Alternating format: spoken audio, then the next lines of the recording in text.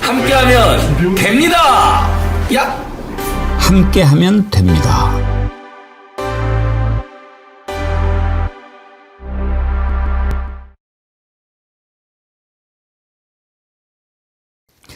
여러분 안녕하십니까? 백운기입니다. 주말 잘 보내셨습니까? 분노한 국민들의 함성이 주말 전국을 뒤덮었습니다. 헌재가 행여라도 저들이 이런저런 이유를 들어서 판결을 문제 삼을까 봐 조금의 절차적 허점이라도 남기지 않게끔 지금 헌재가 마지막 선고문을 다듬느라고 시간이 좀 늦어진 것 같은데요. 늦어도 이번 주에는 윤석열 파면 선고를 들을 수 있을 것입니다. 만에 하나 혹시 하는 분들이 계실지 몰라서 헌재가 윤석열을 파면할 수밖에 없는 이유 한 가지만 말씀드리겠습니다. 엄청 많지만요. 만약에 탄핵을 기각해서 윤석열이 대통령직에 복귀하게 된다면 어떤 일이 생기겠습니까? 내란 관련자들 모두 사면할 겁니다. 김용현은 물론이고 수백 명을 연평도 앞바다에 수장시켜버리겠다는 노상원까지 말이죠. 뿐입니까? 서부지법에 들어가서 난동을 부렸던 폭도들까지도 다 사면하게 될 것입니다. 트럼프 때도 봤지요. 의회에 들어갔던 사람들 트럼프가 다 사면했습니다. 더군다나 윤석열 이 폭도들에게 미안하고 고맙다고 얘기하지 않았습니까? 자, 이런 사람들 다 사면해버리면 어떻게 되겠습니까? 상상할 수 없는 일이 아닙니까? 그러면 이 나라가 어떻게 될 것인지 헌법재판관들이 모를 리가 없습니다. 그래서 파면 걱정은 1도 하실 일이 없다 이 말씀입니다. 다만 시간이 문제인데 날도 추워졌고 이제 민주시민들 건강도 좀 생각해서 오늘이라도 선고를 내렸으면 좋겠습니다. 생방송 백운기의 정치 1번지 출발합니다. 이번에 준비한 것은 아주 여러분 좋아하시는 짭짜리 토마토입니다. 딱 지금이 제철이죠. 짭짜리 모르시는 분 거의 안 계시겠지만 대저 토마토라고 그러잖아요. 이게 부산 대저동에서만 재배가 되는 특별한 품종이기 때문에 그렇습니다. 왜 짭짜리라고 하느냐? 맛이 짭짤하고 또 이게 또 단맛이 느껴져서 그렇게 부르는데 제가 이 짭짜리 정말 좋아하거든요. 그래서 미리 이제 제가 그 준비를 하면은 시식을 하는데 진짜 맛이 괜찮았습니다. 이번에 여기저기 짭짜리라고 하는데 이 진짜 짭짜리는 부산 대전농협에서 인증받은 제품만 정품이라고 하니까요. 꼭 기억해 주시고 이번에 특별히 좋은 사이즈로 로얄 과로만 준비를 했다고 하니까 이번에 맛있게 드시고 온라인 최저가래요. 맛있게 드시고 새 번 맞으시기 바랍니다. 오늘 함께 하실 세 분 패널 소개합니다. 최진봉 성공회대 교수님, 임세은 전 청와대 부대변인님, 양지열 변호사님 나오셨습니다. 어서 오세요. 안녕하세요. 안녕하세요. 주말 집회 엄청나게 많은 수가 모였죠. 임세은 대변인님. 네, 굉장히 많았습니다. 본 중에 지난번에 탄핵을 요구하는 국민들 여의도에 많이 모였잖아요. 그 정도 수준인 것 같고요. 물론 저기 탄핵을 반대하는 쪽에 광화문 쪽에 있는 인원도 생각보다는 많았습니다. 근데 그분들의 특징이 본인들이 아마 다 더 많다고 얘기할 텐데 간격이 틀렸거든요. 근데 이 부분에 대해서 자세히 아셔야 되는 게 제가 시청 쪽에서 방송을 하고 거기를 뚫고 이제 걸어서 갔거든요. 그래서 인원들을 대충 봤는데 거기 그분들은 의자가 굉장히 커요. 그래서 의자의 간격들이 굉장히 넓습니다. 그렇게 띄엄띄엄 앉고 우리 탄핵을 찬성하는 집회에 우리 시민분들은 거의 다 이렇게 뭐 신문지에서 앉거나 되게 따박따박 붙여서 앉았기 때문에 그 밀도상 따지고 보면 탄핵 찬성이 아마 저는 한 3-4배 정도 많지 않았을까 싶습니다. 그래서 많은 시민분들이 다양한 깃발을 들고 나오시고 또 가족끼리 손잡고 나오신 분들도 많고 그리고 끝나고는 이렇게 종각까지 이렇게 행차를 했는데요. 이렇게 도보 진행을 했는데 정말 끝이 안 보일 정도로 너무너무 많은 시민분들께서 빨리 탄핵이 인용되고 윤석열 파면되기를 기원하는 그 열기를 보여줬습니다. 예, 지금 집회 사진을 보고 있는데 광화문 앞에 하여튼지 발 디딜 틈이 없이 또 다른 사진들도 한번 쭉 보여주세요. 얼마나 많은 시민들이 모였는지. 최진봉 교수님, 네.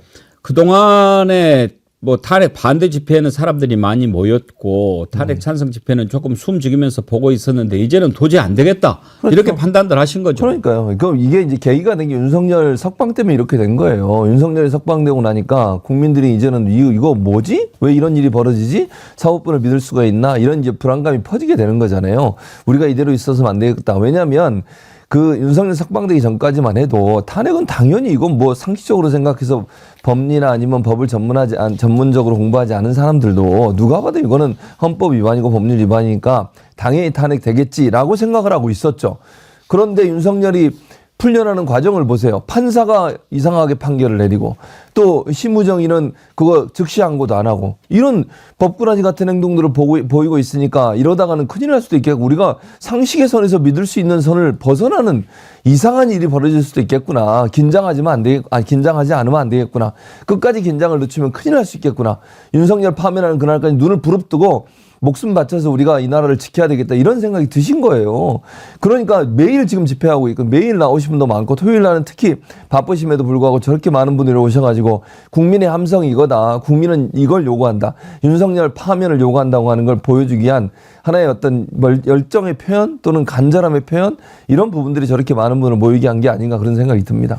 윤석열 나와서 돌아다니는 거는 정신 나간 판사 1명 그리고 심우정 윤석열 개 두 사람이 합작해서 저렇게 나와서 돌아다니지만 저거 며칠 못 갑니다. 이제 곧바로 탄핵 선고가 이루어지면 윤석열 파면 될 거고 그러면 바로 관저에서 나와야 됩니다. 이제는 뭐 아크로비스타 가가지고 조금만 이제 쉬고 있으면 곧바로 구속영장 또 발부해서 들어갈 수밖에 없죠. 다만 이제 현재 선고가 언제냐 하는 건데 양절 변호사님 늦어도 지난주에는 할 줄 알았는데 이렇게 저렇게 좀 뭐 나오는 기사들을 보면 절차적인 문제 이런 부분들이 혹시라도 트집 잡힐까 봐 그런 걸 좀 들여다보는 것 같아요. 일단은 사실은 이제 지난주에 나온다는 전망들이 많이 있었던 거는 이제 그 전에 탄핵과 관련돼서 참고할 만한 상황, 사실 노무현 전 대통령 사례는 너무나 다른 사례였기 때문에 박근혜 기준으로 봤었을 때 박근혜가 91일이었고 변론 기일 끝나고 나서 보통 한 2주 정도 지나서였기 때문에 지난주 금요일에 한 90일 정도니까 그때쯤 나올 거라고 전망을 했던 거지만 헌법재판소나 어디서도 공식적으로 이때쯤에 낼 거라고 나온 적은 없었습니다. 제가 이 말씀을 왜 드리냐면 사실 일주일 정도가 만약에 미뤄진다고 할지라도 그게 법원의 재판과 관련된 어떤 일반적인 진행에 비춰봤을 때 그게 크게 흔들리는 건 아닌데 뭐 아시겠지만 지금도 지적 뭐 다들 하셨다시피 지난주에 윤석열이 갑자기 구속 취소가 되는 바람에 풀려 나오니까 이 불안감들이 굉장히 커져서 하루가 너무 길게 느껴지는 거예요. 솔직히 저도 지금 말씀을 드리면서 저조차도 그렇게 느끼니까 그렇게 길게 느끼는 거지만 그렇게 정말 이상한 상황이라고 불안하실 필요는 없을 것 같고 지금 이제 절차상의 문제를 말씀하셨는데 저는 이거는 약간 언론들에서 좀 과장되게 내지는 불필요한 논란을 오히려 일으키는 것이 아닌가 싶습니다. 좀 전에 말씀드린 것처럼 크게 뭐 걱정하거나 크게 어떤 변동이 있는 건 아닌데 굳이 언론에서 지난번에 그 구속 취소라고 하는 게 법원에서 보니까 영장을 청구해서 나중에 재판을 넘기는 과정에서 이 시간을 넘겼다는 이유만으로 구속 취소한 거 보니까 그런 부분을 헌법재판소에서 의식해서 더 절차적인 부분을 또 따져보는 거 아니냐라는 식으로 그냥 특별한 상관관계 없이 지금 이어서 얘기하고 있는데요. 헌법재판소에서 절차가 크게 문제되는 건 저는 없다고 봐요. 그거 주장하는 거 큰 거 하나 정도가 내란죄 초기에 왜 내란죄 자체를 포함시키지 않느냐 이거 가지고 얘기들을 주로 언론에서 하는데요. 그건 절차 문제도 아닌 거고요. 심판의 대상인 거고 이미 헌법재판소에서 평의를 통해서도 문제 없다고 결론 낸 거기 때문에 그것 때문에 저는 늘어지고 있다 이렇게는 보지 않습니다. 설익은 감자님 하루하루가 피말리는 시간을 보내고 있습니다. 계엄령 해제를 위한 시간을 보는 것 못지않은 힘든 시간이네요. 헌법재판소는 나라의 미래와 국민 정신건강을 위해서 하루라도 빨리 결론을 내려주시면 감사하겠습니다. 제발요. 국민들 죽어요. 시간 문제지 파면은 무조건 확정된 사실이라고 보시면 됩니다. 오늘 한겨레 신문의 성한용 선임 기자가 윤석열 파면할 수밖에 없는 5가지 이유를 정리를 했는데 좀 소개를 해드릴까요? 첫째, 압도적인 여론. 지금 뭐 여러 가지 여론조사 보면은 다 그렇죠. 파면해야 되는 거죠. 둘째, 재판관들은 판사들이다. 판사들이 이것 말고 다른 거를 결론을 내릴 수가 없다라고 하는 이유고요. 세 번째, 계엄 면허증을 줄 수는 없다. 만약에 탄핵 기각되고 윤석열 직무에 복귀한다면 윤석열 언제든지 2차, 3차 계엄 남발하면서 계엄을 통치 수단으로 활용할 텐데 이거 되겠느냐? 안 된다. 네 번째, 내란 재판이다. 만약에 이게 윤석열이 복귀하게 된다면 대통령이 내란 재판 어떻게 감당할 수 있겠습니까? 대통령이 인사권 갖고 있어요, 검사들. 그러면 뭐 내가 만약에 뭐 검찰이 조사하면 그럼 바꿔버리는 거예요. 그 내란 재판 되겠습니까? 대통령 복귀했을 때 이 핑계 저 핑계 되면서 재판에도 안 나갈 거고 안 되는 거죠. 그리고 다섯 번째가 밀란이다. 만약에 탄핵을 기각하면 밀란이 일어날 것입니다. 사전을 찾아보면 밀란은 포악한 정치 따위에 반대하여 백성들이 일으킨 폭동이나 소요 이렇게 돼 있습니다. 그러면서 지난 1997년 대통령 선거를 앞두고 김대중 비자금 사건 터졌을 때 김영삼 대통령이 잘못하면 밀란이 일어나고 대통령 선거 자체를 치를 수 없게 될 것이라면서 김태정 검찰총장한테 수사 유보를 지시했다라고 회고록에 남겼습니다. 그래서 그때 김대중 비자금 사건 수사하지 않았는데 윤석열 탄핵 기각은 이것보다 더 피할 수 없는 폭발력을 갖고 있는데 탄핵을 기각할 수 있겠느냐 이렇게 5가지 이유를 정리를 했습니다. 다 일리 있는 얘기인데 제가 주말에 곰곰이 생각해 봤어요. 탄핵을 만약에 기각하면 어떻게 될까? 윤석열이 어떤 놈입니까? 그 법원 안에 들어가서 그 난동을 부린 폭도들 미안하고 고맙다고 편지 쓴 놈 아닙니까? 나와가지고 어떻게 하겠어요? 만약에 자기가 대통령 복귀되면 사면권을 갖게 되잖아요. 다 사면해줘 버릴 거예요. 김용현이 사면해주고 뭐 다른 놈 곽종근 사령관 사면 안 해주겠지. 네? 그런데 노상원까지도 사면할 거고 서부지부 폭도들도 사면할 거고 그러면 내란이 없는 일이 돼버리겠죠. 최진봉 교수님, 네. 헌법재판관들이 그런 걸 모르겠습니까? 당연히 알죠. 헌재 재판관은 물론 뭐 윤석열이 지명하고 임명한 사람도 있어요. 뭐 그 우려가 되는 사람들이라고 몇 명 얘기하고 있는데 아무리 그래도 헌재 재판관들 입장에서 헌법을 제대로 지켰는지 안 지켰는지만 보면 되는 겁니다. 이게 무슨 뭐 형사 재판이 아니고요. 따질 건 딱 하나예요. 국헌 문란이 있었느냐 없었느냐. 헌법기관을 만약에 무력화시키려고 했지 않았냐. 이거 보는 거고 그다음에 계엄을 선포할 수 있는 법의 규정을 잘 지켰느냐. 이거 보는 겁니다. 그것만 보고 안 지켰으면 끝이에요. 그럼 뭐 파면이 뭡니까 대체. 근데 지금 보세요. 윤석열이 했던 이 여러 가지 일들은 모두 다 불법이에요.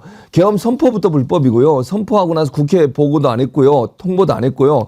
뿐만 아니라 뭐 국회나 선관위나 이런 뭐 헌법기관들에 대해서 침탈을 하려고 했고요. 거기 가서 막 계엄군들을 보내기도 했고 포고령 보세요. 포고령. 아니 이게 명백하게 사실을 드러났는데 이걸 만약에 기각을 한다고요? 그렇게 되면 이거는 뭐 헌재를 어떻게 믿을 수 있겠습니까? 헌법재판관들이 아무리 그래도 그렇지 자기들이 20년, 30년 이상 또 재판관을 했던 사람들이잖아요. 그런 사람들이 자기들이 아무리 해주고 싶어도 기각문을 쓸 수가 없다. 결정문에 기각을 어떻게 써요? 아니 뭐 예를 들면 그 윤석열 얘기하는 것처럼 헌재 재판관이 쓰면서 이거는 개몽이고 이틀만 2시간만 했으니까 괜찮아. 이렇게 쓸 수 있겠습니까 대체? 영원히 남는 겁니다 그거. 자기 명예와 연관돼 있고요. 있을 수 없는 일이고요. 희망상 희망으로 자꾸 돌리는데 만약 그렇게 결정한다면 그건 정말 판사로서의 자격이 없는 거예요. 판사로 자격은 정치인이 되는 거죠 그러면. 이건 누가 봐도 이건 뭐 삼척동자한테 물어봐도 당연히 이건 탄핵으로 나올 수밖에 없는 상황이에요.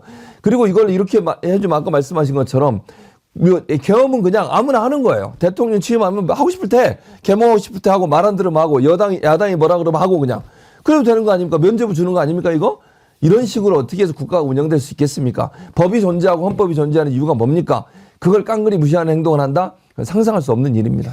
양재열 변호사님 어떤 법률가가 그런 얘기를 하신 걸 봤는데 내가 아무리 반대 논리로 한번 그 선고문을 써보려고 해도 도저히 쓸 수가 없더라 그런 얘기를 하신 걸 봤어요. 양재열 변호사님도 이걸 법리적으로 한번 반대쪽 입장에서 써보려고 한다고 가정을 해봅시다. 네. 나오겠습니까? 불가능합니다. 불가능합니다. 그거는요, 그냥 단순하게 헌법재판소, 모범도 법원의 판결이 그렇지만 자기 생각을 그냥 쓰는 게 아닙니다. 그러니까 기본적으로 법원에서 판결을 낼 때는 자기 양쪽의 주장이라는 게 있고요. 그 주장들을 뒷받침하는 증거들이 있습니다. 그런데 우리가 헌법재판소에서 이랬던 변론 과정을 다 지켜봤지 않습니까? 국민들이 나와서 증인들이 어떻게 얘기하는지를 보고, 그리고 그 증인들 말고도 이 헌법재판소 재판관들의 중간중간에 검찰에서 온 이 자료들을 우리가 증거로 쓰겠습니다, 이런 얘기들을 다 봤지 않습니까? 거기에 뭐 홍장원 전 차장도 나와서 증언을 했고, 국정원 전 차장도 나와서 증언을 했었고, 뭐 곽종근 특전사령관이라든가 이런 사람들의 증인 조사 같은 것들도 나왔었고요. 그런데 그 얘기들을, 그런 증거들이 다 이쪽으로 가 있는데 저쪽 상대방들도 무슨 얘기를 하긴 했죠.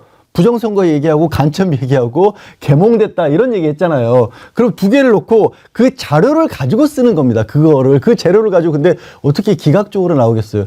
더 결정적으로요, 사실은 헌법재판소는 이미 파면 쪽으로 결정을 내렸다라고 이미 밝혔어요. 사실은 어떤 말씀을 드리냐면, 최근에 나왔던 헌법재판소 결정 2개가 있습니다. 첫 번째 나왔던 게 이 선관위에 대해서 감사원이 감사를 할 수 있느냐라는 그런 결정을 했는데, 이거는 독립기관이기 때문에 감사원이 못 들어간다고 했습니다. 대통령으로부터도 독립했다고 했습니다. 그런데 감사원도 감사를 못 하는데 윤석열은 어떻게 했습니까?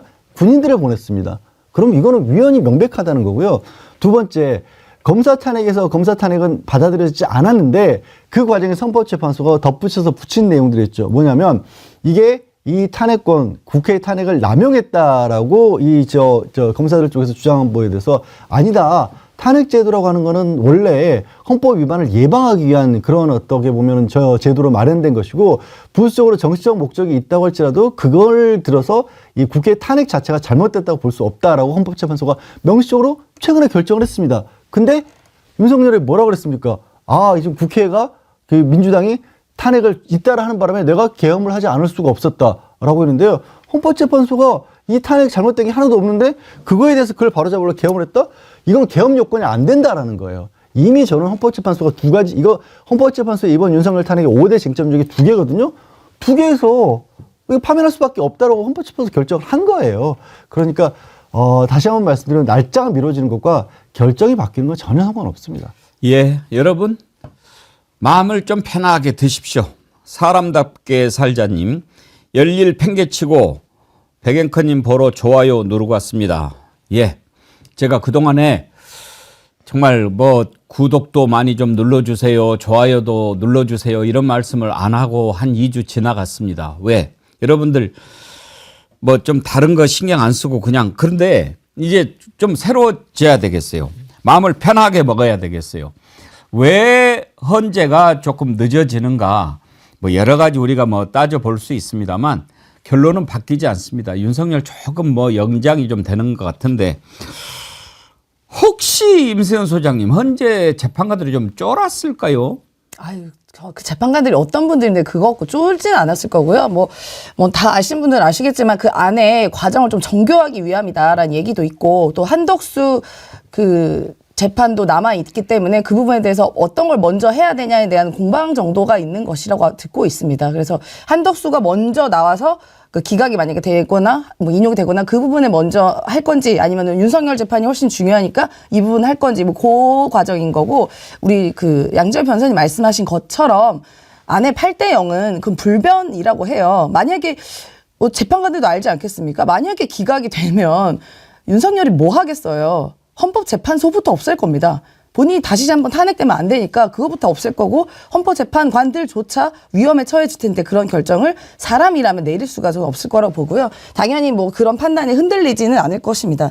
결국 판사는 판결문으로 말을 하는데 논리에 맞지 않은 판결문을 쓸 수 없다. 아까 성완용 기자 얘기하신 게 그런 부분이거든요. 그래서 재판관들이 판사로서 그동안 갖고 있었던 자부심과 자긍심이 있기 때문에 이거를 아무리 윤석열 편들어주고 싶어서 머리를 짜내고 꾀를 부려봐도 이건 도저히 양심 혹은 이 법에 맞지 않기 때문에 인용 말고는 답이 없습니다. 본인들도 알고 우리도 알고. 다만 이제 지켜보는 우리 국민들은 답답하고 피가 말리는 심정이죠. 그래서 토요일 날 봤을 때 그 시민분들도 저를 붙잡고 막 얘기하는 게 도대체 언제 나옵니까 라고 정말 울듯이 항변을 하시던데, 저도 답답하고 우리 모두가 답답하고 하니까 그러니까 제발 헌법재판관님 여러분들은 우리 시민들의 이런 불안감을 좀 해소시켜 주는 것이 국론 분열도 막는 것이고 우리나라 경제 민생 경제 살리는 길이거든요. 제발 좀 빨리 아니면 기일이라도 좀 먼저 얘기해 주셨으면 좋겠다. 그렇게 말씀드립니다. 그러니까요. 소리님은요. 헌재 흔들지 맙시다. 잘하고 있습니다. 차분히 기다립시다. 역사는 정상적인 절차를 따라가고 있습니다. 각하는 없습니다. 윤석열 당연히 파면입니다. 감정적으로 접근하면 자꾸 이상하다는 말만 나옵니다. 차분히 기다립시다. 걱정 마시고 정의롭게 결론이 나옵니다. 늦어지는 게 아닙니다. 결코. 뭐 또 이렇게 차분하게 또 말씀을 해 주시니까 마음이 좀 든든해지는데 아무래도 그 늦어지니까 그냥 속상하시는 거죠. 저는 지금 막 우리 국민들 마음이 혹시라도 안 되는 거 아닐까라고 생각하는 분도 계시지만 그건 그냥 늦어지니까 나오는 걱정에 불과하고요. 다른 결론은 생각하실 필요가 없다는 말씀을 제가 드립니다. 뭐 다른 결론이 나올 수가 있겠습니까? 그러면 나라 아니죠. 이건 승복과 승복하지 않는 것과는 좀 다른 문제입니다. 지금 자꾸 저쪽에서요, 우습지도 않죠. 국민의힘에서 승복 선언하라고 야당에다가 미리 이야기를 해요. 헐, 승복 저게요. 저거는 무슨 심리라고 봐야 될까요, 최진봉 교수님? 제가 볼 때는 자기들은 뭐 두 가지 측면인 것 같아요. 첫째는 지금까지 계속 이제 문제를 제기하고 극우 세력들이라고 소위 얘기하는 집회에 나온 사람들이 막 헌재를 공격하고 이러잖아요.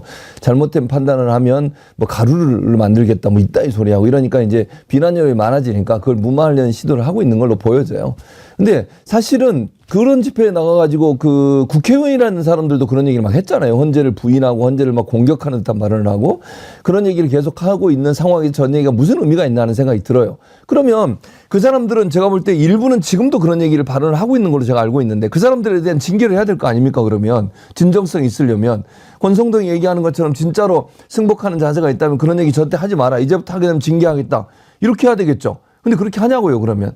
거기 가서 예를 들면 국회의원 한 사람들이 국민의힘 의원들이 뭐 헌재에 대해서 막 계속 공격을 하고 비난을 하고 이렇게 하는 행동들을 계속하고 있는데 그건 방치하면서 마치 이렇게 하겠다고 하는 것이 진실일지라는 게 의문이 생기는 부분이 있고요. 두 번째는 자신감을 표현하는 듯한 말이라고 생각해요. 그러니까 무슨 말이냐면 소위 이제 여론이나 이런 부분에 영향을 좀 주고 싶은 거죠. 이게 시간이 길어지니까 늘어진다고 생각하니까 뭔가 기각이 나올 수도 있겠다 이런 어떤 기대감을 표현하기 위해서 저런 표현을 하는 건데 꿈깨라고 얘기해 주고 싶습니다. 그러니까 자기들의 전략은 여론을 형성해서 일정 부분 탄핵에 반대하는 그런 여론을 좀 만들어내서 본인들은 나서보겠다는 의도인 것 같고 두 번째는 아까도 말씀드린 진정성은 1도 없다고 저는 본다. 왜냐하면 본인들이 만약 그런 생각이 있다면 그런 발언을 하는 의원들에 대해서 징계를 하거나 경고를 하거나 그런 발언을 하지 말라고 얘기해야 되는데 그런 얘기가 전혀 나오고 있지 않은 상태에서 그냥 승복하겠다고만 얘기를 했어요. 이 말이 진정성이 있을까? 저는 믿기가 좀 어렵다고 생각합니다. 예. 지금 뭐 똥개가 꼬리 감추고 깽깽깽 하는 거죠.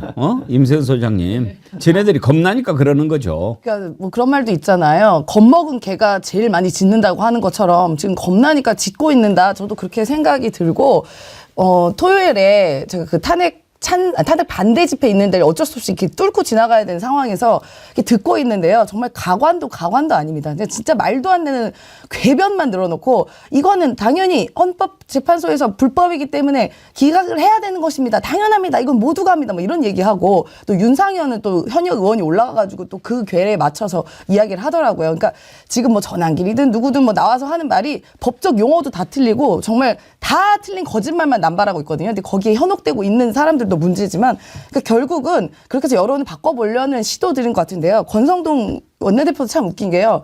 뭐 승복을 안 하면 어쩔 건데요, 이게. 헌재 판결을 승복 안 하면 뭐 다른 방법이 있습니까? 뭐 또 자기들 말처럼 헌재를 부셔버릴 거예요, 뭐예요? 근데 웃긴 건 권성동이 탄핵이 인용되면 승복해야 된다는 말을 안 합니다. 그냥 승복해야 된다고 말만 하거든요. 그러니까 이 사람들은 지금 여전히 본인들이 이 탄핵 재판이 기각될 거라고 생각하는 것 같아요. 근데 박근혜 때도 그랬다지 않습니까? 탄핵 기각될 거라는 착각을 하고 있었는데 인용이 됐죠. 그러니까 지금도 권성동 비롯해서 이런 국민의힘 집단들은 아직까지도 희망회로 돌리고 있고 희망회로가 지금 다 불탔는데도 여전히 희망회로 돌리고 있다. 그렇게 전 봅니다. 안진걸 소장님이 슈퍼챗 보내주시면서 댓글 남기셨는데 정어리 TV 100만으로 임세은 식당 TV 10만으로 임세은 소장님 탄신일 축하합니다. 정어리 안진걸 올림. 오, 오늘 생일이세요? 제가 생일 선물로 파면을 좀 받고 싶었는데 그럼 물 건너 갔네요. 파면을 진짜 받고 싶어요. 오는 시간이 좀 있나? 근데 안진걸 소장님이 임세은 소장님 생일 축하를 이렇게 정어리 TV 하면서 탄신일이라고까지 아부를 하고 그래요. 임세은 소장님 오늘 생일 축하합니다. 우리 박수 한번 쳐줍시다. 네, 오늘은 아니고 어제였습니다. 아, 어제였어요? 네. 좀 파면된 다음 같으면 기분이 좋아서 노래라도 좀 불러드리겠는데 노래는 조금 있다가 나중에 파면되면 그때 같이 합시다. 네. 너무 불편한 생일이었어요. 파면이 안 돼가지고. 글쎄요. 예정대로라면 딱 금요일날 파면하고 일요일날 기분 좋게 생일 축하할 수 있었는데 좋아하는 술도 많이 드시고. 그러니까요. 제가 파면이 되면은 제 생일날에 각종 그 많은 유명하신 셀럽들 모아서 생방송으로 제 생일 파티를 하려고 그랬어요. 근데 무산됐죠. 파면이 안 되는 바람에. 그렇다고 벽을 쳐버렸어요. 손가락을 다치셨네. 저 집회 가가지고 넘어져가지고 무릎 깨지고 손가락 다치고. 네, 그랬습니다. 몸이 힘듭니다 지금 파면이 안 돼서. 지금 뭐 승복 이야기 하는데요. 저는 이걸 볼 때마다 참 같지 않다. 너네들 정말로 확 지나가는 말로 툭 우리 승복아 좀 툭 이렇게 이야기하는데 쭉 한번 나래비 서가지고 줄 서서 우리 승복합니다. 한번 절 한번 해보세요. 그러면 믿을게. 근데 저자들은 승복 얘기를 지금 하는 게 혹시라도가 아니고요. 저렇게 얘기를 하면서 압박하는 것에 불과한 거예요. 그 표정을 보면 압니다. 한번 들어보시겠습니까?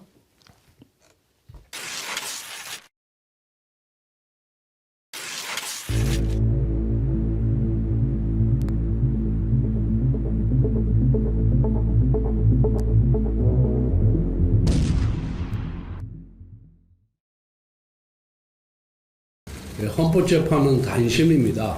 그리고 거기에서 선고가 되면은 그 결과는 모두를 기속하게 되어 있습니다. 이미 우리 당은 저도 탄핵 심판 결과에 승복하겠다는 의사를 공개적으로 표시한 바가 있고 또 우리 권영세 비대위원장도 지난 13일 기자회견을 통해서 헌재 결과에 승복하겠다라고 밝힌 바가 있습니다. 그렇기 때문에 우리 당의 공식 입장은 헌재의 판단 결과에 승복하겠다는 것입니다. 대통령께서도 지난번 최종 변론 때 아마 그런 의사를 밝힌 것으로 저는 그렇게 알고 있습니다. 그런데 이재명 대표도 어떤 유튜브에서 보니까 헌정지서에 따른 결정을 승복 안 하면 어떻게 할 것이냐라고 스치듯이 얘기를 했는데 과거 박근혜 전 대통령 탄핵 심판 때는 기각 가능성이 있다는 보도가 나오자 자기는 동의하지 않는다고 불복 의지를 공개적으로 밝힌 바가 있거든요. 그래서 이번 탄핵 사건 관련해서 유튜브에서 밝힌 이재명 대표의 그 말이 과연 진정한 의사가 있는 것인지는 저는 잘 모르겠습니다. 저런 게 이제 아주 비겁하고 사악한 방법인데요. 이재명 대표가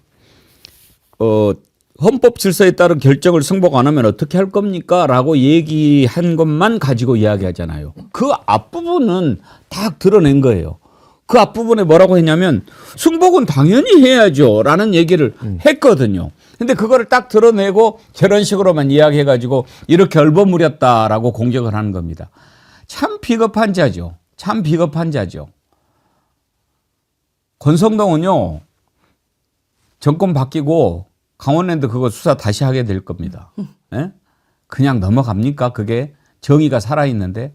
이재명 대표가 분명히 얘기했어요. 승복한다고. 들어보시죠. 지금 헌법재판소의 판결을 놓고도 지금 그 언론이 그러니까 국론이 좀 분열되어 있는 상태잖아요. 쪼개져 있잖아요. 그러다 보니까 어찌 보면 윤석열 대통령도 그렇고 이재명 대표도 그렇고 양쪽 지지자들을 어떻게 보면 좀 움직일 수 있는 힘이 있으신 분들이니까 좀 승복을 해야 된다라는 메시지 이런 걸 좀 내야 되지 않나. 근데 민주당은 지금 거리로 나가신 상황이잖아요. 승복은 당연히 해야죠. 승복은 당연히 해야 되는 거고요. 예. 민주공화국의 헌법 질서에 따른 결정들을 그걸 승복 안 하면 어떡할 겁니까? 그건 말이 안 되는 소리고요. 예. 당연히 승복해야 되고 승복해 왔고요. 승복한다고 이야기를 했습니다. 그런데도 저런 식으로 말을 딱 드러내서 그 부분만 가지고 이야기를 하는데, 자, 실제로 국민의힘은 승복을 안 할 수가 없을 뿐더러 지금 만약에 윤석열 파면이 안 되잖아요. 그럼 국민의힘이 절단나게 돼 있습니다. 어떻게 될 것 같습니까? 양재열 변호사님, 지금 저놈들은 오히려 탄핵 기각될까 봐 벌벌벌 떠는 걸걸요? 아, 당연히 그렇죠. 탄핵 지금 소추 가결시킨 게 어쨌든 뭐 반대하는 사람들이 더 많겠지만 국민의힘도 포함이 돼 있었고요. 그리고 12월 3일 날 계엄 당일 날에 윤석 체포된 정치인 명단에 국민의힘들도 포함되어 있었습니다. 한동훈 전 대표도 포함이 돼 있었고, 그 이전에 지난주에 윤석열이 구속 취소돼 석방에서 나왔을 때 이제 그 민주진영에서는 화도 나고 이게 뭐냐, 판사를 가리켜서 저 잘못된 결정이었다. 그리고 심우정 검찰총장 왜 이러냐, 이렇게들 많이 분노하셨지만요. 분노 이전에 그야말로 속된 말로 멘붕이 온 건 국민의힘이었어요. 사실은 어떻게든지 이 지금 구속되어 있는 상태에서 탄핵이 파면이 인용이 되고 파면 결정이 나고 그러고 나서 어떻게든 이거를 정리를 하고 자기들도 대선 과정으로 좀 돌아서야 되는데 윤석열이 바깥에 나와버렸으니 앞으로 뭘로 지금 대선을 치를까. 대선 과정에서 그 극우 유튜버만 봤던 인간이 그러면 이제 와서 갑자기 다른 방송 제정신을 차리고 제대로 된 얘기하겠습니까? 어떻게든 자기한테 유리한 후보, 자기 유리한 쪽으로 선거라도 이끌려고 할 텐데 그럼 국민의힘의 선거 전략이라는 것도 아무 의미가 없어지는 상황이고요. 지금도 마찬가지에 헌법재판소 승복됐다 이런 얘기하는 것도 여기저기 눈치 다 보는 거죠. 저 태극기 세력들도 눈치를 봐야 되는 거고, 또 그나마 보수들 중에서 진짜 그래도 이 윤석열 탄핵만큼은 해야 된다라고 생각하는 그나마 좀 정신 차리고 있는 보수도 있는 것도 같고, 그러니까 그 와중에 당은 공식 입장으로 지금 헌법재판소 승복한다고 하는데 당의 중진 의원은 나가가지고 저 집회하는 데 가서 헌법재판 관련해서 말도 안 되는 소리 하고 있고, 그리고 제일 제가 지난주 웃겼던 거는, 아니 그 국민의힘에 뭐 잘했든 못했든지 간에 권성동 본인도 검사 출신이고 나경원 판사 출신이고 판검사 출신들 얼마나 많습니까? 그런데 지금 재판 과정에 대해서 전환길이 불러다가 강의를 듣고 있더라고요. 이게 뭐하는 도대체. 아니 뭐 자존심도 없고 뭐 속된 말로 배알도 없으니까 그러니까 막 우왕좌왕하고 여기저기 눈치 그냥 하면서 어디서든 조금이라도 더 살아날 그 구멍이 있나 이거 살피느라고 메시지가 하나로 통합도 안 되는 거예요. 그 돌아다니면서 집회하면서 국민의 의원들 기도하고 있더만요. 보셨죠? 그 헌법재판소 재판관들 마음을 돌리게 해주십시오라고 기도하고 있어요. 그거를 보는데 어찌나 마음을 돌리게 해주세요라고 기도한다는 건요. 그 속내는 뭐냐면 아 우리 안 되겠구나라는 걸 자기들도 알고 있다는 거예요. 거죠. 아니까 돌리게 해달라고 하죠. 그거 다 헤매고 있는 겁니다, 저거. 근데 그런 기도하면 안 돼요, 최진봉 교수. 목사님, 오늘 꼭. 아니, 하나님. 아니, 모든 기도, 그냥 막 기도를 들어주는 게 아니에요, 하나님이.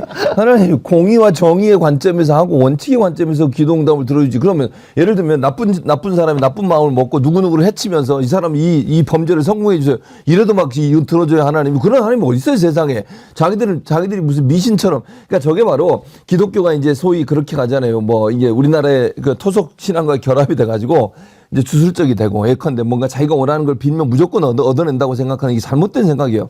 성경의 말씀이나 하나님의 가르침에 어긋나는 행동을 하거나 그런 걸 구한다고 해서 주지 않아요.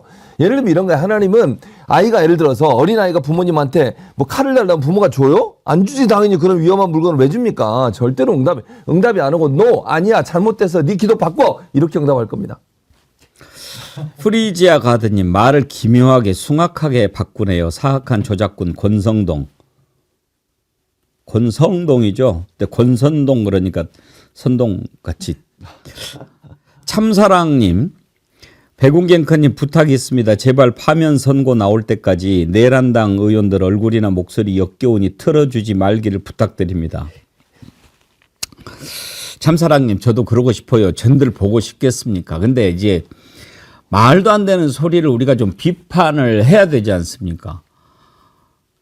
그래서 어쩔 수 없이 그러는데 그러면 두 번만 참아 주십시오. 그러면 제가 앞으로 정말 보기 싫은 사람인데 이걸 좀 비판을 해야 되겠습니다.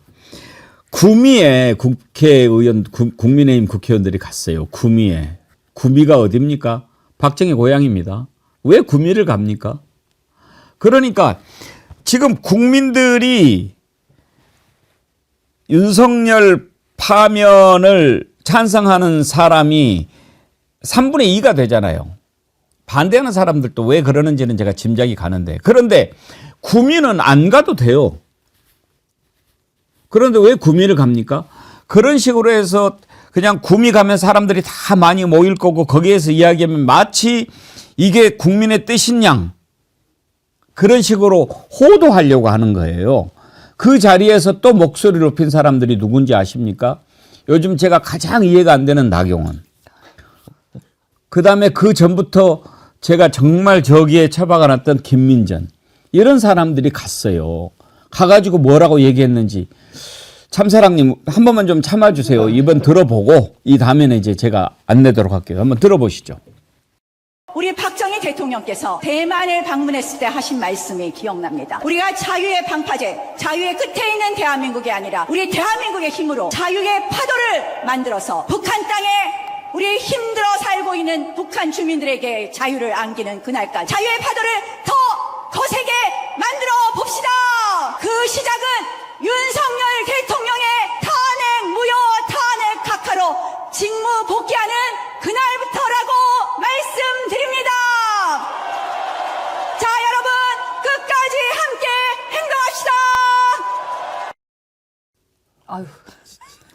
행동합시다. 저거를 보면 엄청나게 많은 사람이 모인 것 같지요. 구미 어디 저 골목에서 사람들 다 모였어요. 저거 다 모여봐 몇 명 되겠어요. 광화문에 어디 골목 하나에 불과한 거죠. 그런데 그림 효과는 골목에 빽빽히 차 있는 것처럼 구미 시민 다 모인들 몇 명이겠습니까? 그런데 마치 거기에서 뭔가를 막 소리를 지르면서 엄청나게 많은 사람들이 윤석열 탄핵을 반대하는 것처럼 그렇게 보이는 효과를 내려고 하는 거 아닙니까? 최진봉 교수님. 그렇죠. 그러니까 카메라의 각도로 저렇게 하는 거죠, 사실은. 실제 구미에 있는 사람들은 뭐 대부분 다 이제 보수적 성향이 있다고 우리가 판단을 하잖아요, 기본적으로. 물론 뭐 그 중에 있는 분들도 구미에 계신 분들도 뭐 진보적 성향 갖는 분이 계시겠죠. 그러나 많은 분들이 그렇게 갖고 있으니까 저기서 집회하는 게 무슨 의미가 있겠어요. 그리고 카메라 앵글 가지고 저렇게 도로에 꽉 찬 것처럼 도로의 크기에 따라서 달라지는 거 아니겠어요? 뭐 토요일날 광화문 집회 같은 데는 엄청나게 넓어요. 그 도로뿐만 아니라 8차선 도로인가 그렇고 거기에 뭐 잔디밭 같은 게 있거든요. 그 옆에까지. 거기까지 따지면 엄청나게 넓어요. 그 축구장보다 훨씬 넓어요. 그런 데서 하는 것과 저거를 비교한다는 건 말이 안 된다고 생각을 하고 저는 나경원 의원 참 왜 저러는지 모르겠어요. 그러니까 판사잖아요. 판사. 출신. 자기 남편도 판사잖아. 판사 가족. 네. 뭐 하는 거예요, 판사 가족이. 아까 양재 변호사 얘기했지만 전화기 씨 불러다가 잘못된 정보 듣고 이러잖아요. 탄핵의 조건이 그거래. 뭐지? 탄핵의 이 조건이 법에 보면 전화기 씨 말이에요. 내란과 외환이래요. 땡! 틀렸거든요? 그걸 듣고 있다. 그걸 듣고 있어요, 그냥. 은혜 받고 거기서. 이게 뭐 하는 겁니까, 대체? 탄핵의 조건은 그게 아니거든요. 중대한 헌법과 법률 위반이에요. 근데 그걸 가지고 얘기하는데 막 거기 은혜를 받고 좋다고 이게 뭐 하는 겁니까 대체. 근데 저희가 가지고 또 저렇게 탄핵 무효라뇨. 법을 제대로 공부한 사람. 아니, 저는 그래서 저런 말을 하니까 나경원 의원이 전에 판결 내렸던 그 판단들이 제대로 됐을까 의문이 생겨요, 좀. 저 사람 밑에서 판결 받고 만약에 구속이 되거나 아니면 뭐 형벌을 치렀던 사람들, 이런 사람들 볼 때는 억울하지 않겠습니까? 저런 생각을 갖고 있는 사람이 어떻게 판단을 했을까? 법에 대해서 제대로 판단했을까 의문이 생길 정도예요. 정신 차리세요, 제발. 근데 저는 나경원 볼 때마다 이게 이런 말이 떠오르더라고요. 그러니까 미쳐도 곱게 미쳐야지. 저렇게 상태가 막가가는 게 되나. 근데 나경원이 또 이런 말을 했거든요. 그러니까 윤석열에 대해서 이게 위헌이라도 탄핵을 기각시켜야 된다는데 위헌이 됐기 때문에 탄핵을 인용되는 거 아니겠어요? 근데 어떻게 판사 출신이 위헌이라도 탄핵을 기각한다는 말이 그게 무슨 말을 하는 거예요. 그리고 저는 나경원 씨가 뭐 집에 들어가면 남편이랑 대화 많이 안 하나 봐요. 남편이 지금 춘천지방법원장 되지 않았겠습니까? 남편은 법원장인데 그 부인은 자꾸 위법적인 말을 막 해요. 뭐 법원을 부셔야 된다는 거에 동조하고. 이거 두 분이 대화를 안 하나 봐요. 저는 그래서 윤석열이든 나경원이든 두 부부 간에 좀 대화를 좀 깊게 하는 게 좀 필요하지 않나 싶습니다. 용인 나그네님, 저 여자 왜 저렇게 됐지?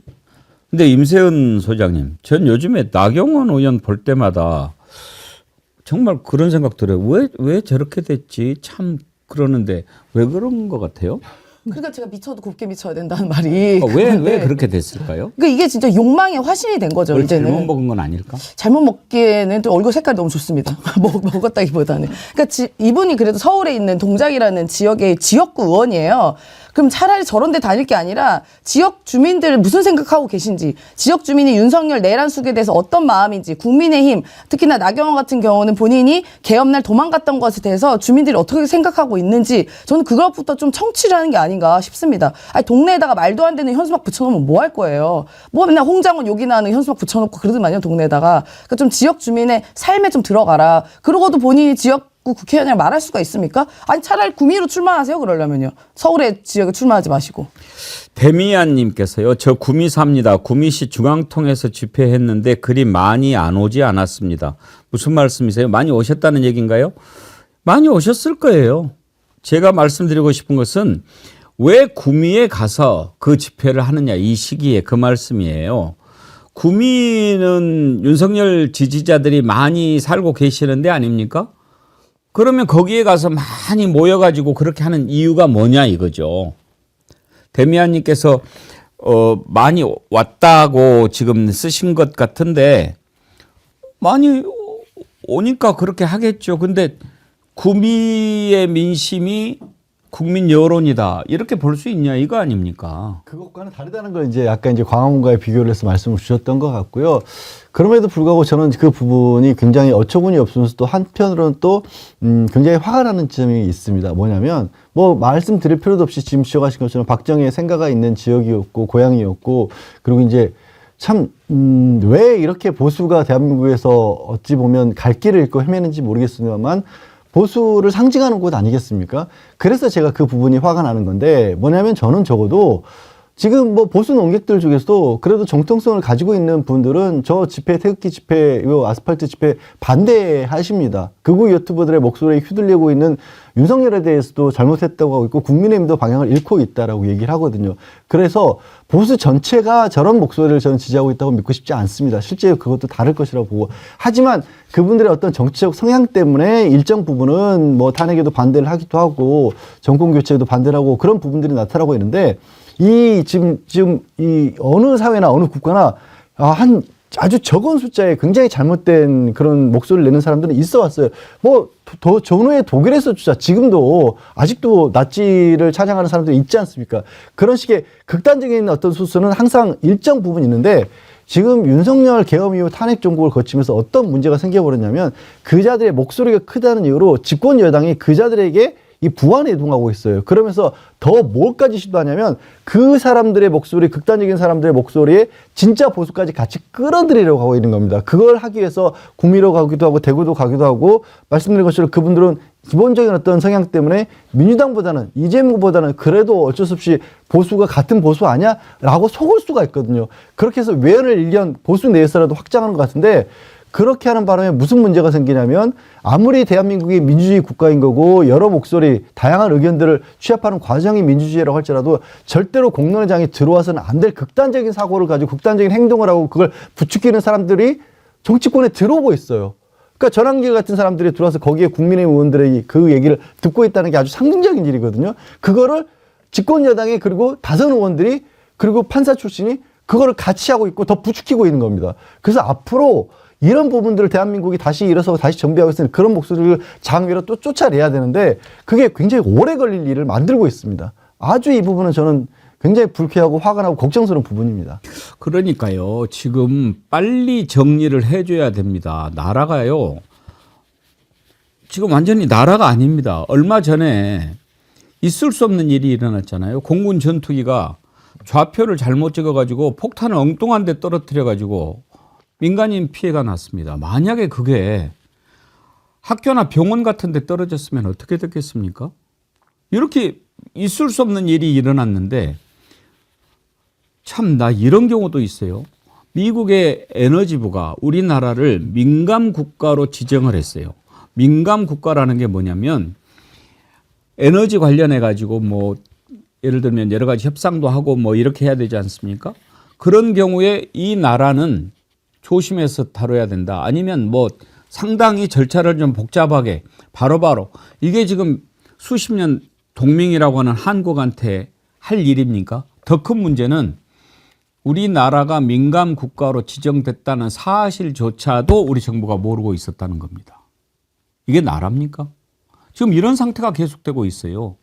지난 11일에 국회 외교통상위원회에서 조태열 장관이 했던 얘기를 들어보시죠. 외교부는 이걸 언제 알게 됐습니까? 정확한 날짜는 제가 말씀드리기 어렵고요. 최근에 알았습니다. 그 민감 국가 목록이라는 게 어떤 겁니까? 그게 에너지부와 밑에 산하 국책연구소 17개 연구소의 어떤 정보라든가 연구 활동에 제약을 가하는 정책적인 참고를 해야 되는 그런 나라로 분류된 거로 알고 있습니다. 그게 아니고 4월 15일부터 시행되는데 이미 명단이 확정된 거다 그런 얘기도 있는데 정확하게 어떻습니까? 아직 최종 확정된 게 아니라는 게 맞는 것 같습니다. 최진봉 교수님, 민감 정부가 아니고 둔감 정부죠. 이 민감 정보라고 하는 게 아까 말씀한 에너지부 산하에서 발표를 했지만 왜 이게 중요하냐면 이 그 주요 어떤 산업에 대해서 연구를 같이 하거나 아니면 협상을 하거나 아니면 뭐 공동으로 개발하거나 이런 경우가 있을 수 있잖아요. 그럼 보통 이제 그 가까운 나라들 또 정보가 잘 통하거나 아니면 보호가 되는 그런 나라들 같은 경우에는 특별히 제약을 두지 않고 하는 거예요. 뭐 예를 들면 저기 지금 그 밑에 써 있는 것처럼 주로 보면 원자력, 핵무기 기술, 인공지능 이런 관련된 연구를 할 때는 같이 하는데 특별히 제약을 두지 않고 빨리 할 수 있게 하는 것은 친한 국가들. 근데 지금 민감 국가로 분류가 되면 그걸 좀 더 많은 절차를 통해서 할지 안 할지를 결정하는 거예요. 그래서 지금 민감 국가로 지정된 국가 목록을 보세요. 저 북한이 있습니다. 북한, 리비아, 그다음에 수단, 쿠바, 시리아, 이란 거기에 이제 우리나라가 들어가게 되는 거예요. 아직 확정된 건 아니지만. 그리고 보면 뭐 중국이란 나라도 있고 러시아도 있고요. 파키스탄 이런 나라들입니다. 주로. 그러니까 여기에 지금 이거 뭐 친미적이라고 제 표현입니다. 이건 제 표현이니까 대만 정도만 들어 있어요, 지금. 대만은 이제 반도체 때문에 그럴 수 있다고 저는 보는데 어쨌든 이런 나라들의 우리나라의 이름이 들어간다는 지금까지 윤석열이 했던 걸 생각해 보세요. 미국 가서 오로지 미국 대통령의 환심을 살려고 얼마나 노력을 했습니까? 모든 거 다 주고. 근데 제가 볼 때 이게 이제 시점에 약간 논란이 있긴 해요. 바이든 대통령이 지금 뭐 미국 로이터 통신에 따르면 바이든 대통령이 마지막 이제 임기를 마치기 전에 결정했다라고 하는 보도가 나왔고 우리나라 언론은 또 그렇게 보도는 안 하더라고요. 근데 아무튼 로이터 통신의 근거에서 말씀을 드리면 바이든이 마지막에 임기를 마치기 전에 결정을 했다는 거예요. 제가 볼 때 바이든 날림 때문에 열받은 걸 이걸로 한 것 같아.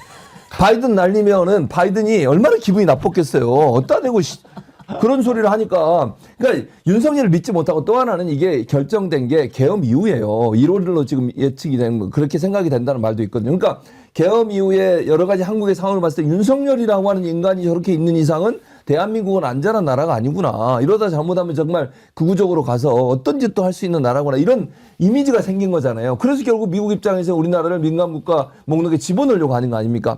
저 나라와는 뭐 이렇게 정보 교환하고 연구 교류하고 이런 거 위험해. 잘못하다 우리 정보가 빠져나갈 수도 있어. 이런 위험성 때문에 민감국가를 집어넣은 거예요. 우리나라의 위상이 어떻게 된 겁니까? 이렇게 북한하고 비슷하게 돼 있어요. 지금 미국 입장에서는 믿을 수 없는 나라, 신뢰할 수 없는 나라, 민주주의가 쇠퇴한 나라, 그런 나라로 지금 미국이 우리나라를 보고 있다는 것을 이 민감국가 목록에 집어넣은 것으로 확인할 수 있는 대목입니다. 지금 미국의 에너지부가 우리나라를 민감국가로 분류한 게 지난 1월 초거든요. 그런데 양지열 변호사님, 지난달 26일에 안덕근 통상자원부 장관이 미국을 갔어요. 거기에서 백악관의 국가에너지위원회 위원장을 만났대요. 그러고 만나고 왔는데도 몰라. 모르고 온 거예요. 민감국가니까 알려주지 않은 거죠. 저 나라는 이제 그런 고급 정보를 장관급이 오더라도 알려주지도 않는. 그럼 이제는 가서 뭐 하고 온 겁니까? 그러게 뭐 하러 갔는지 모르겠습니다. 사실 이제 오늘 나온 뉴스들 중에 하나가 미국 그 새 국방장관 같은 경우도 국무장관도 우리나라를 지금 아시아를 오는데도 불구하고 일본을 갔다가 괌 지역만 갔다가 우리나라는 오지 않는다라고 하고 있습니다. 아예 지금 아직까지는 대한민국은 현재로서는 상대하지 않아야 될 국가로 분류가 되고 있는 셈인 거고요. 오늘 발표된 자료들 중에 스웨덴의 민주주의 다양성 연구소에서 이 발표했는데 한국이 또 민주주의 순위가 또 밀렸습니다. 그래서 자유민주주의 국가에서 선거민주주의 국가로 한 단계 낮서서, 이 연구소 같은 경우는 전 세계 국가 한 170개 국가를 4단계로 지금 나눠서 분류하고 있는데 민주주의는 맞지만 권위주의 경고로 가는 길로 들어서고 있다라고 또 분류를 해버렸습니다. 그러니까 대외 신도 자체가 어마어마하게 떨어지고 있는 거고요. 그 중에서 특히 이 스웨덴 연구소에서는 이 독재화가 진행 중인 국가 중에 하나로도 분류를 했습니다. 그 분류된 국가에 어떤 국가들이 들어가냐면 인도, 아르헨티나, 멕시코 이런 국가들이 들어가고 있거든요. 대한민국이 거기에 들어가 버렸어요. 그러니까 이게 정치적인 위상뿐만이 아니라 이런 것들이 이제 경제에 미치는 영향 같은 건 뭐 말씀 안 드려도 다 아실 겁니다. 우리 시청자분들도 지금 뭐 살림살이 그 기업이 됐건 개인이 됐건 다 멈춰서 있지 않습니까?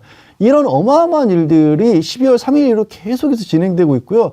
그렇게 나라가 추락하는 거는 정말 한순간에 벌어지지만 이거를 다시 끌어올리는 일은요. 진짜 뭐 몇 년, 몇 달, 몇 년이 걸릴지 알 수가 없는 겁니다. 이 윤석열이라고 하는 자, 그리고 그 자의 주변에서 부안애동했던 자들, 그리고 그 지난 정권에서 나라의 살림살이나 나라의 앞길은 걱정하지 않고 어떻게든지 자기들의 이익만 따졌던 자들, 이거 뭐 단죄의 범위를 넘어서서요. 다 도려내고 다 이 아픈 부를 치유하고 다시 일어서는 데까지 앞으로도 정말 길고 오랜 싸움을 할 수밖에 없는 그런 상황이 돼버렸습니다. 이스마 칼님, 영업사원 1호의 기막힌 활동으로 민감국가로 지정되다. 아니 이게 이제 사실 미국은 우리 최고의 동맹국이잖아요. 이건 뭐 국민의힘에서도 미국은 최고의 동맹국이라 하고 집회 때도 미국 성조기 들고 나가는 거 보면 최고의 동맹국한테 우리가 사실 뒤통수를 맞은 겁니다. 왜냐?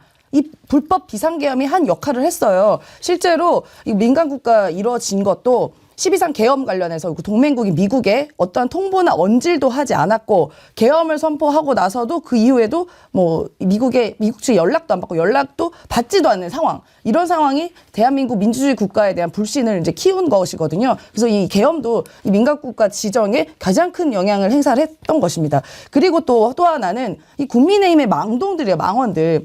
그러니까 국민의힘 의원들이 여당 의원인데도 불구하고 매번 핵무장해야 된다고 막 그렇게 이야기를 하잖아요. 허장성세 부리고. 근데 이런 것도 분명히 영향을 댔습니다. 왜냐하면 핵무장론이 이른바 그럴듯하게 뭐 그 극우들을 자극하고 모이게 할 수는 있겠지만 실제로 미국과 갖고 있는 원자력 협정을 깨야 되는 사안이에요. 그렇게 되면 우리가 국제 원자력 기구에서 또 탈퇴도 해야 되고 그리고 경기 제재도 받아야 되는 상황입니다. 그러니까 말도 안 되는 거를 국민의힘 그렇게 계속 주장을 했어요. 그래서 저는 이런 부분도 상당한 부분 이 영향을 미쳤다고 생각이 들고 지금 이번에 민간 국가가 이제 발효가 되게 된다면 사실 인공지능, 원자력, 에너지 이런 첨단 기술에 있어서 한미 협력이 이제 제한이 될 수밖에 없습니다. 그러면 결국은 국가 경제에 무너지는 것에 동조를 무너진 것에 한몫을 하게 되는 것이거든요. 그러니까 매우 심각한 일을 이 윤석열과 윤석열 집단들은 그동안 한 것입니다. 근데 과연 지금 이 민간 국가 지정 관련해서 몰랐던 것도 문제지만 과연 이것만 뿐일까요? 저는 그게 더 두렵습니다. 지금 드러난 게 이건데 이것뿐일까 과연? 뭐든지 잘못되면 다 전정부 탓했던 윤석열 아닙니까? 지금 뭐 3년이 됐는데도 그런 소리를 하는데 이번에는 전정부 탓을 못하는 게 미국이 한국을 민감국가로 지정한 결정적인 계기가 뭐냐. 윤석열의 바로 핵무장 발언 때문이었다고 봐야 됩니다. 우리나라 핵무장할 수도 있다. 이렇게 하니까 비확산을 가장 중요한 의제로 삼고 있는 에너지부가 이거 한국은 안 되겠다라고 해서 민감국가로 지정을 한 거거든요. 그런데 지금 어떻게 돼 있습니까? 윤석열은 사실 이번에 내란을 일으켜서 스스로 무덤을 팠는데 그 전에도 해온 일을 보면 탄핵할 사유가 10,000가지가 넘습니다. 10,000가지가 넘어요. 이런 자를 우리나라가 참 데리고 있었던 것부터가 불행한 일이죠. 정말로. 그런데도 너는 이제 도저히 더 이상 하면 안 되겠다. 우리 국민들이 생각하고 있는 판에 지가 스스로 화약을 쥐고 불러 뛰어들었는데 지금 검찰 개들이 이렇게 뭐 지저대면서 막아주고 있지만 그거 얼마나 가겠습니까? 방법이 없죠.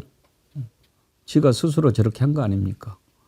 그런데 참 이번에 윤석열 파면되고 나면 정리돼야 할 것들이 참 많이 있죠. 거의 나라를 재건해야 될 겁니다. 근데 재건의 가장 큰 적이 저는 그 사이비들이라고 생각합니다. 언론도 그렇죠. 종교도 그렇죠. 사이비 세력들이 너무나 많이 있어요. 아까 우리 최진봉 목사님이 이야기하셨는데 그런 것을 가지고 막 말도 안 되는 얘기로 호도하고 기도도 하고 그러는데 그 맨 앞에 서 있는 사람이 정광훈입니다. 이 사람은 목사 아닙니다. 목사는 이렇게 할 수가 없어요. 그런데 이 사이비는 뭐냐? 가짜는 예를 들어서 목사가 아닌 사람은 나는 목사가 아니니까 성경 이야기는 안 할게. 이렇게 하고 가요. 그러면 그거는 그런 거예요. 근데 사이비는 마치 진짜인 것처럼 하는 거예요. 그러면서 성경 말씀을 인용을 해요. 그래가지고 성경에 이렇게 돼 있는데 라고 하면서 비트는 거죠. 그게 사이비죠. 이게 가짜보다 더 나쁜 놈이 올시다. 그런데 지금 윤석열이 이렇게 지금 지가 스스로 죄를 지어가지고 그 벌을 받고 있는데 마치 뭐 고난을 주신 양 뭐 이따위 개소리를 하는 거예요. 이건 목사가 아니죠. 개죠, 개. 개 짖는 소리 하는 거예요. 참사랑님 죄송한데 정광훈이도 한 번만 더 보고 갑시다. 아, 준비 안 됐어요. 감사합니다. 네. 뭐 하나님이 고난을 줬다 이따 얘기를 합니다. 그러니까 윤석열한테 고난을 줬다는 거예요. 그럼 제가 읽어드릴게요. 하나님이 윤석열에게 고난을 주신단 말이야. 이건 정광훈 말입니다. 사형 선고 정도는 받아야 세계적 인물로 하나님이 사용한다 이 말이야. 윤석열 대통령 이번 주 안에 나올 거야. 웃기고 아니 목사라는 사람 아니 그러니까 고난의 의미를 제대로 모르는 거예요. 그러니까 기독교에서 말하는 고난은 예수님이 십자가 달려서 고난 받으시고 그 은혜로 말미암아 모든 사람이 구원받는다 이런 거거든요. 그걸 믿는 사람들은 그게 고난이에요.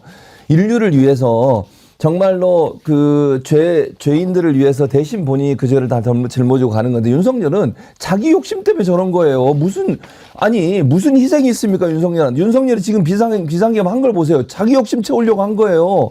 자기가 위험에 빠진 거 벗어나려고 한 거고요.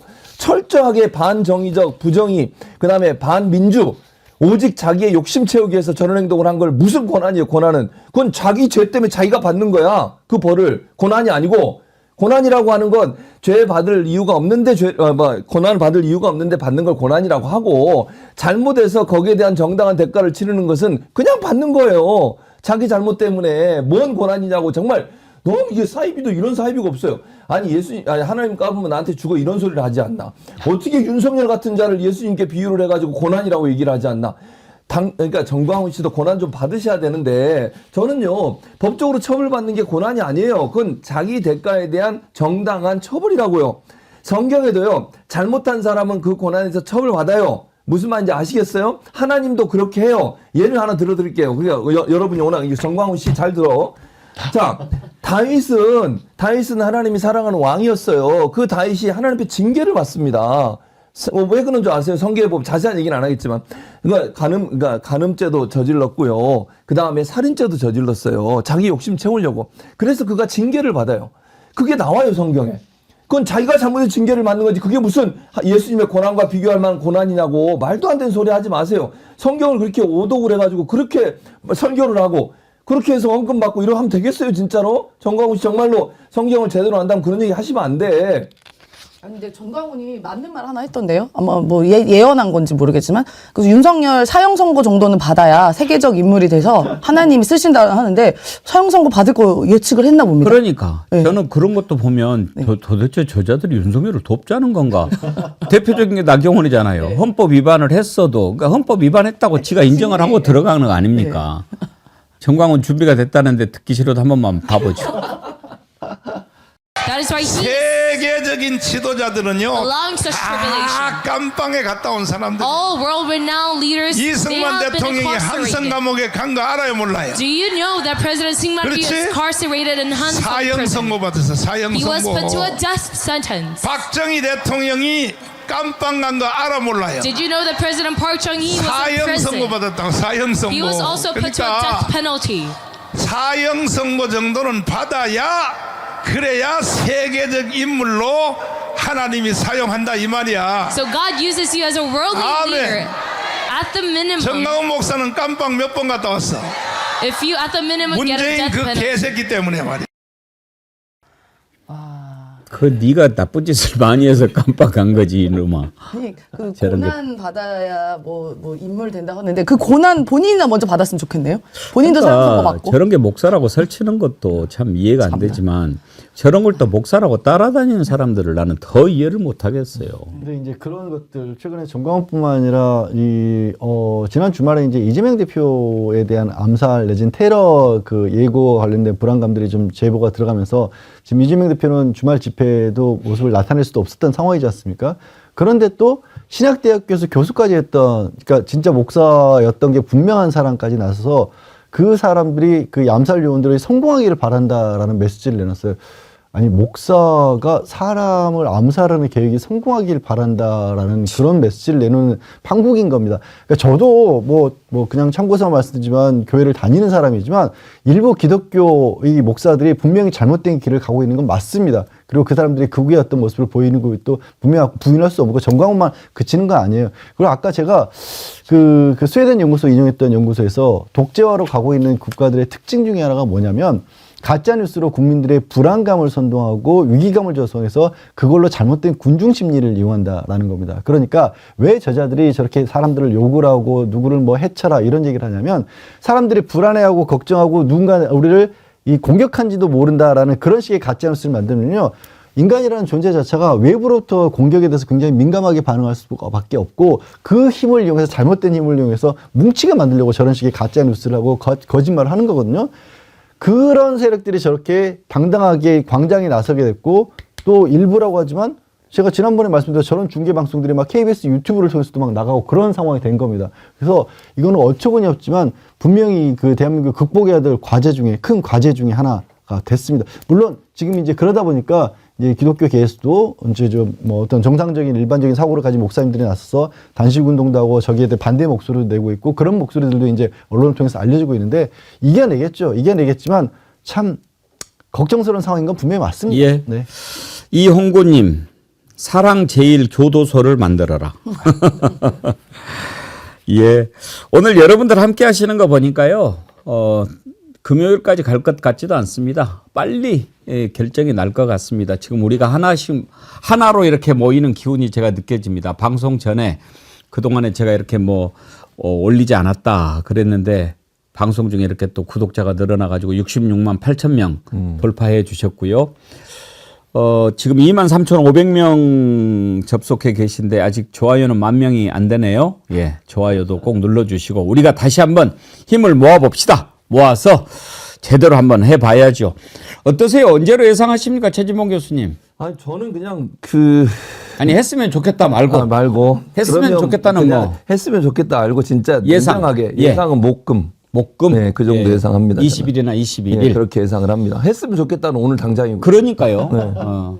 아무래도 집회나 이런 영향 때문에 그럴까요? 아니 그게 아니라 내일은 오늘은 이제 발표를 안 했으니까 오늘 안 할 것 같고요. 예. 내일은 또 박성재 법무부 장관 선고가 있습니다. 예. 보통은 이제 일반적으로 같은 날 안 하니까 안 할 가능성이 있고 그리고 이제 수요일 날 같은 경우도 가능은 한데 바로 연이어서 또 안 했던 전례가 있거든요. 그러다 보니까 그것까지 따져서 정말 보수적으로 계산해서 여러 가지 지금까지 현재 관례를 따져보면 빠른 게 목요일 또는 금요일이 되지 않을까 저는 그렇게 전망을 하는 겁니다. 네.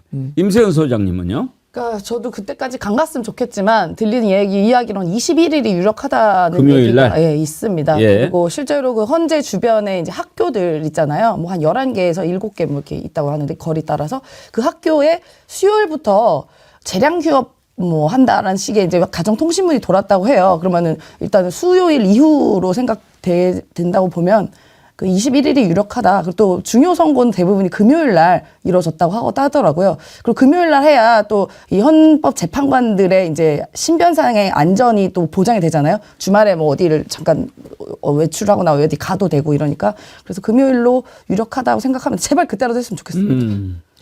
양재열 변호사님 전망 한번 들어볼까요? 아니 저도 두 분이 말씀해 주신 것과 똑같이 갈 수밖에 없는 상황이죠. 그래서 목요일이나 금요일 20일이나 21일 정도는 나올 겁니다. 이번에는 더 미뤄진 건 불가능한 상황이라고 보고 아까 방송 초기에 부산에 계신 분이 부산 꽃 피었다라고 해서 제가 급히 개화기 꽃 언제 피는지 찾아봤거든요. 아닌 게 아니라 부산은 15일부터 꽃이 피었고요.